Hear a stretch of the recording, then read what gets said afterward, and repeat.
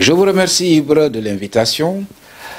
D'emblée dire, par la grâce d'Allah, je suis parvenu à terminer l'écriture et à pouvoir publier mon premier ouvrage le 27 octobre 2020.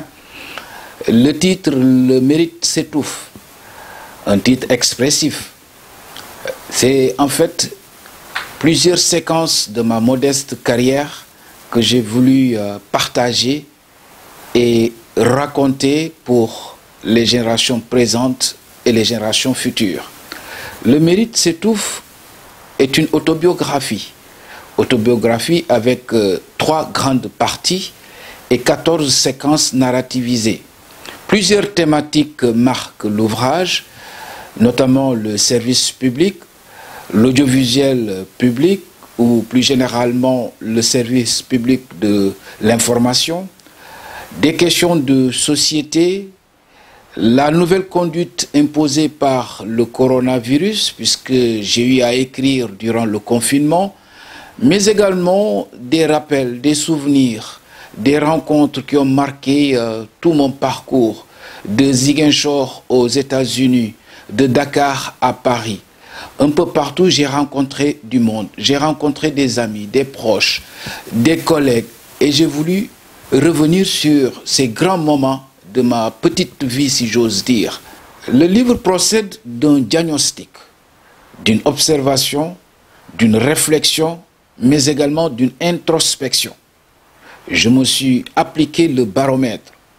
Après avoir donc vécu des moments, je me suis dit, il faut marquer le pas, marquer une pause et voir ce qui va et ce qui ne va pas. Ce qui va et ce qui ne va pas, surtout pour ce qui concerne mon pays, le Sénégal. Et je me suis dit qu'il y a des choses à revoir, surtout dans l'administration publique. Notre pays a toujours été réputé pour son capital humain. Nous avons été d'ailleurs enviés pour nos ressources humaines. Mais le constat aujourd'hui, c'est que ces cadres, ces dignes fils du Sénégal, qui se battent nuit et jour, partout, pour avoir des diplômes, pour avoir des compétences, pour acquérir des connaissances. Mais ces derniers sont laissés en rade. Pourquoi? Parce que tout simplement, nous sommes entrés dans un monde où il faut enrôler l'administration au plan politique. Ce n'est pas quelque chose qui date d'aujourd'hui, il faut l'avouer. Mais comme j'ai eu à l'écrire, les fautes sont faites pour être corrigées. Aujourd'hui, je crois qu'il faut redonner au mérite toute sa place. Je suis latiniste helléniste. Le mérite, étymologiquement, procède d'un effort physique ou effort moral. À la limite, c'est un gain, c'est-à-dire c'est une paix. Au bout des efforts physiques ou intellectuels, on reçoit ce qu'on appelait méritum, le mérite. Aujourd'hui, est-ce que c'est le cas? Je me suis posé la question en appliquant les choses à ma propre personne avec mon passage à l'ambassade du Sénégal.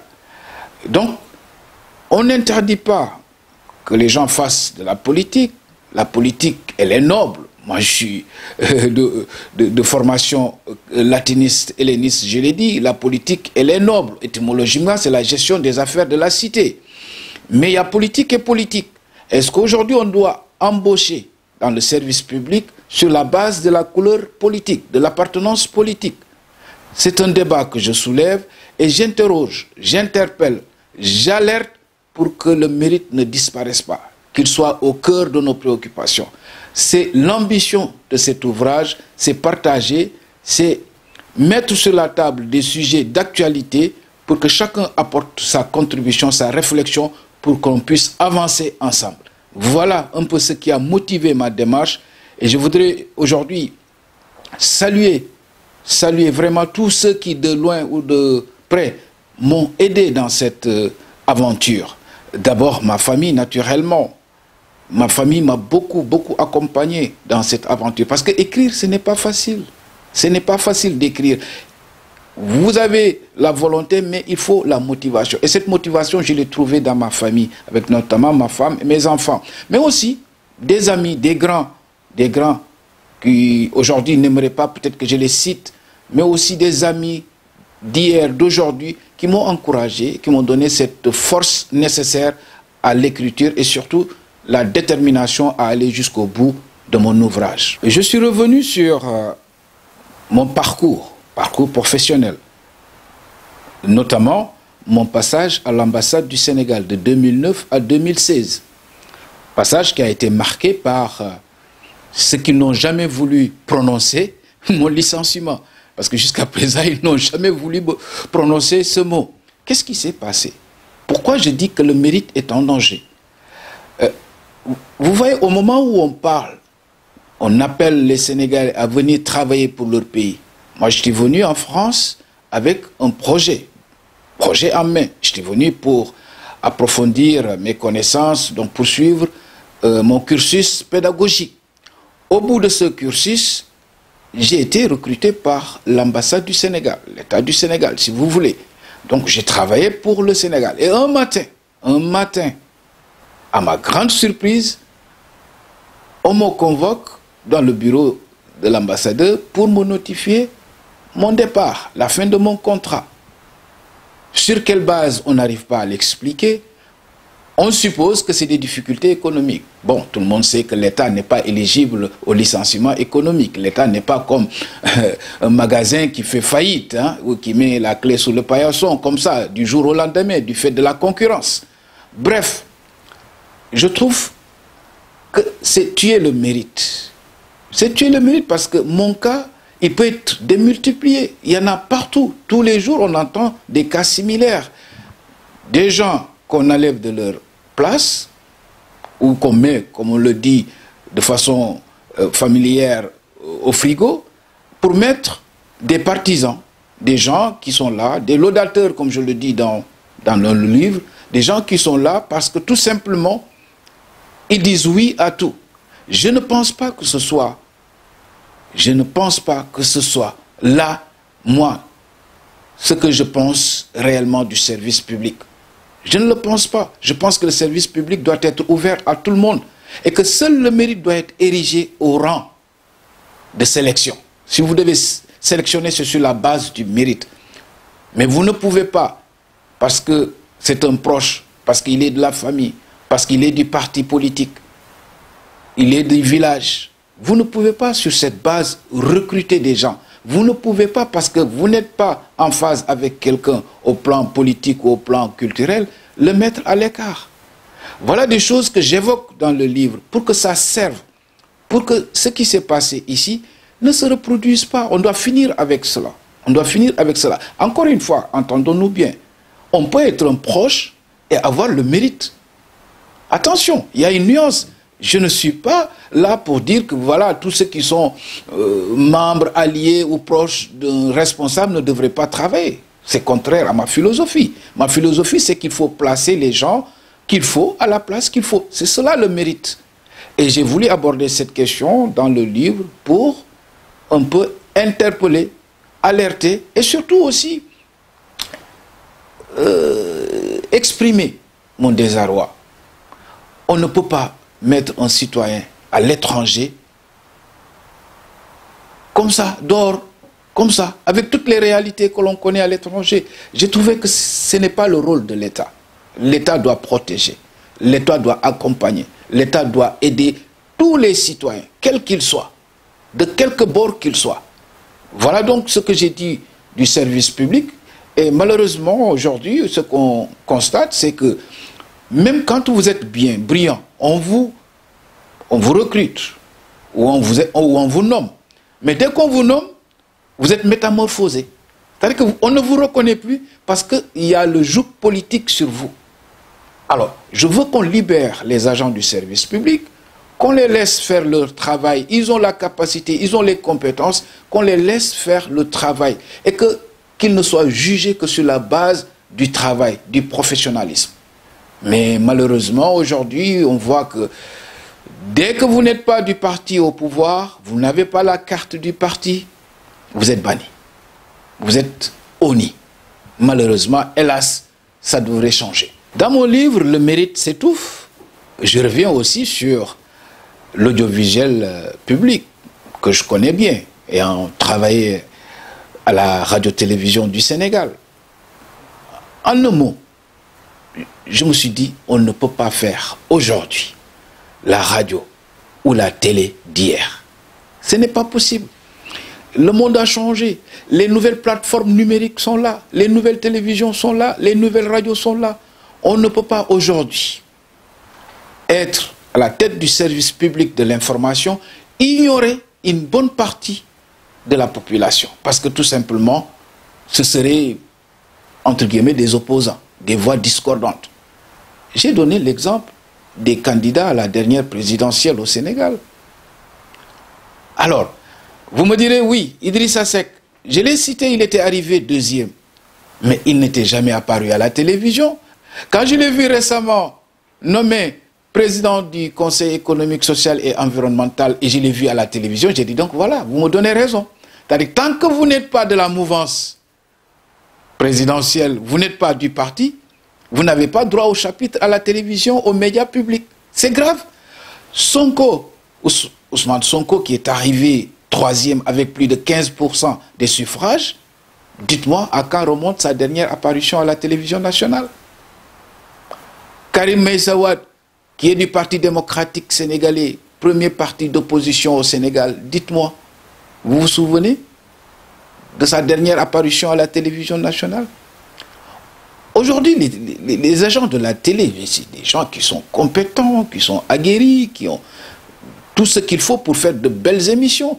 Ça coûterait quoi d'inviter la société civile, les partis politiques, les mouvements associatifs, que chacun vienne, au nom du droit à l'information, s'exprimer sur les médias publics? Ça, c'est un droit. J'en ai parlé pour le regretter et que ça devrait cesser. J'ai parlé aussi des faits de société, les valeurs qui se perdent, parce qu'aujourd'hui, nous avons beaucoup de choses qui fondaient notre richesse, qui étaient notre charme, et qu'on est en train de perdre.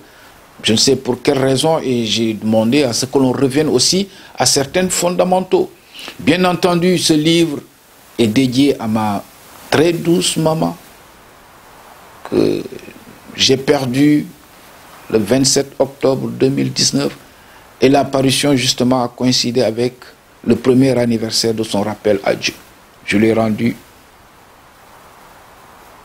un hommage mérité. Mérité. Oui. Je ne pense pas que ce soit suffisant. On ne peut pas faire. On ne peut pas faire. On ne peut pas faire. Excusez-moi. Tout ce que l'on peut faire, disons-nous que ça ne peut pas être à la hauteur de ce que vaut une maman. Je lui ai rendu cet hommage. J'aurais souhaité qu'elle fût là pour, mais je lui dédie cet ouvrage. Bien entendu, aux autres aussi, tous ceux qui sont disparus, j'ai souhaité qu'Allah le Tout-Puissant et très miséricordieux les accueille en son paradis céleste. J'ai rendu hommage aussi à des gens qui sont encore en vie. Parce que c'est ça, il ne faut pas attendre aussi que les gens disparaissent pour leur rendre hommage. J'ai parlé des présidents. Senghor, j'en ai parlé. Abdou Diouf, j'en ai parlé. Abdoulaye Wade, j'en ai parlé. Macky Sall, j'en ai parlé. J'ai parlé des chefs religieux, de toutes les confréries. Musulmans, chrétiens, j'ai parlé de tout. C'est ça le Sénégal. Le commun vouloir de vue commune. C'est ça notre nation. Donc j'ai voulu créer ce lien entre les différentes couches de la population. Voilà grosso modo la quintessence de ce livre qu'il faut lire. Ce n'est pas un livre pour solder des comptes ou régler des comptes comme le penseraient certains. Loin de là. Je n'écris pas, comme je l'ai dit, pour faire croire. J'ai écrit pour faire savoir. C'est des faits. Les faits sont sacrés. Donc j'ai écrit avec le cœur. J'ai écrit pour partager. J'ai écrit pour tirer la sonnette d'alarme. Attention, le mérite s'étouffe. J'ai parlé de rencontres dans ma carrière. Et ce qui m'a le plus marqué dans ma modeste carrière professionnelle, c'est quand j'étais affecté à la présidence de la République pour la couverture des activités de Monsieur le Président de la République, Maître Abdoulaye Wade. Un monument, un monument. J'avoue que cette séquence a permis à ma modeste personne d'abord d'avoir l'opportunité de côtoyer une sommité pas seulement sénégalaise, mais africaine. Et surtout de pouvoir voyager, de rencontrer les grands de ce monde, de participer à des forats de dimension internationale. Et chaque fois que je revois en tête les images défilées, je me dis, mais que c'était beau, que j'ai appris aux côtés du président Wade. Et j'aimais bien la personnalité, parce que voilà quelqu'un qui n'a jamais essayé d'interférer dans mon travail. Il ne m'a jamais demandé de monter, de couper, de passer tel élément. Il me disait, vous êtes des professionnels. Moi, je crois à la jeunesse surtout. Et chaque fois qu'on voyageait, j'ai encore cela en tête. Dès qu'on arrivait quelque part, alors que nous tous, nous étions pressés d'aller à l'hôtel ou d'aller, voilà, nous occuper de certaines tâches professionnelles, il était là, il observait. Et dès qu'il voyait quelque chose, un bâtiment, une infrastructure, je me souviens, il appelait le photographe, Ali Faye, Ali, viens. Bon, on s'attendait à tout. Il disait, ben, prends-moi ça en photo. Il ne disait rien, on prenait la photo. Et une fois installé, il demandait les clichés. Je peux voir? Il regarde. Il demande un conseil. Mais on ne peut pas faire ça au Sénégal. Voilà la vision d'un homme. C'est-à-dire qui, chaque fois qu'on voyageait, chaque fois qu'il voyait quelque chose de beau, de bien pour le Sénégal, il n'hésitait pas à y réfléchir et à le souhaiter pour son pays.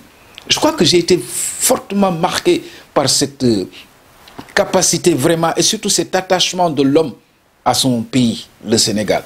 Ça m'a vraiment marqué durant tout mon parcours. Et chaque fois qu'on voyageait, il était là. Il savait aussi faire imposer la voix de l'Afrique dans le monde. J'étais à des rencontres internationales où il a osé prendre la parole, rétablir par exemple la vérité sur pas mal de choses, pas mal de préjugés sur l'Afrique. Et une fois même, le protocole, je me souviens, tout le monde avait pris la tête, on se disait, mais protocolairement, ça allait être un peu chaud, mais bon, il a dit, mais écoutez, quand il faut parler, il faut parler. Et quand on doit parler, on doit dire ce que l'on a dans le cœur. Voilà un homme qui aimait son pays et qui aimait l'Afrique. Parce que tout ce qu'il faisait, il y associait l'Afrique. Il y associait l'Afrique. Et ça, je crois que c'est le lieu de lui rendre hommage. J'en ai parlé dans le livre, j'ai parlé d'autres personnalités. Je vous invite à les découvrir dans le livre.